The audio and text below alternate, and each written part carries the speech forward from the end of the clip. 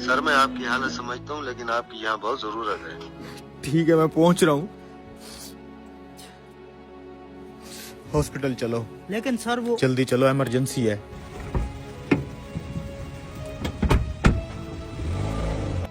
Patient की क्या हालत है? सर बच्चे की हालत बहुत क्रिटिकल है। ऑपरेशन थिएटर रेडी है? जी जी सर, सब कुछ रेडी है।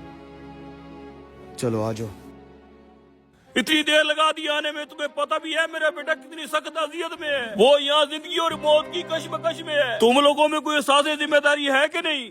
मुझे अफसोस है, मैं हॉस्पिटल में नहीं था। मुझे जैसे ही कॉल मिली, मैं जितना जल्दी आ सकता था आया हूँ। और अब मैं चाहूंगा कि आप सुकून से बैठें ताकि मैं अपना काम शुरू कर सकूं। मैं सुकून से बैठूं? अगर मेरे बेटे की जगह तुम्हारा बेटा इस हालत में होता, क्या तुम सुकून से बैठते? अगर तुम्हारा अपना बेटा यहाँ मर रहा होता तो तुम क्या करते?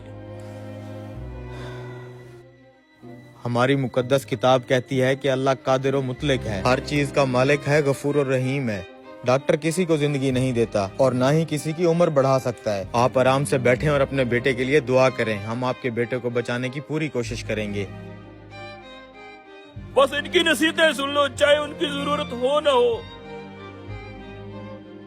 सर आपने इसकी बदतमीजी का जवाब क्यों नहीं दिया? वो परेशान है बेचारा, तुम बस जल्दी से हर चीज रेडी करो। जी सर, रेडी है।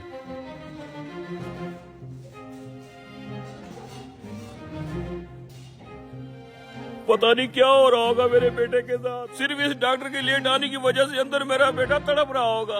अगर मेरे बेटे को कुछ हो गया तो मैं छोड़ूंगा इस डॉक्टर को। सर बहुत हिम्मत वाले हैं आप। जिन हालात में आप थे और आप यहाँ आ गए, बहुत बड़ा दिल है आपका। 2 घंटे से ऑपरेशन चल रहा है। जैसे ही डॉक्टर ऑपरेशन थिएटर से निकल के कोई खबर देता है, मैं तुम्हें फोन करके बता दूंगा। सर पेशेंट का तो बहुत खून बह चुका है। ये तो बहुत ही मुश्किल ऑपरेशन है।